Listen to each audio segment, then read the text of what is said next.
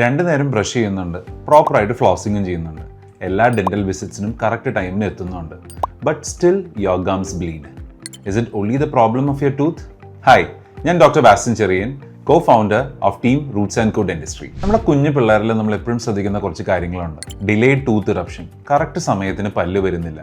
Enamel ഹൈപ്രോപ്ലേസിയ, പല്ലുകളിൽ ചെറിയ white സ്പോട്ടുകൾ ശ്രദ്ധിക്കാറുണ്ട്. അതേപോലെ തന്നെ പ്രോപ്പർ ഇനാമൽ തിക്നെസ്സും നമ്മൾ കാണാറില്ല. ഇതിൻ്റെയൊക്കെ കാരണം എന്താണെന്ന് നിങ്ങൾ എപ്പോഴെങ്കിലും ആലോചിച്ചിട്ടുണ്ടോ? അഡൾട്ട്സിലാണെങ്കിലും even maintaining a very good oral hygiene, നമ്മുടെ പല്ലുകൾ ഓറൽ ട്രീറ്റ്മെന്റ്സ് കഴിയുമ്പോഴോ അല്ലെങ്കിൽ ഗംസിന്റെ ബ്ലീഡിങ്ങോ സ്റ്റിൽ കണ്ടിന്യൂസ്. ഇതിന്റെ റീസണും എന്താണെന്ന് നിങ്ങൾക്ക് അറിയോ? There is this one vitamin that plays a key role in healing enamel formation and also in delayed tooth eruption, and it is vitamin D. Proper dental ചെക്കപ്പിൽ കൂടി മാത്രം നമുക്ക് vitamin D deficiency കണ്ടുപിടിക്കാൻ പറ്റത്തില്ല. But there are certain relatable factors like burning sensation, bleeding gums.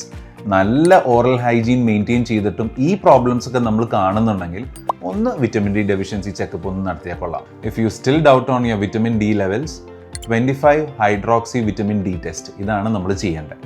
ഈ test ചെയ്ത് കഴിഞ്ഞാൽ if the value is less than 20, you are at A high risk of vitamin D deficiency. And if you are above 30, you don't have to bother much about it.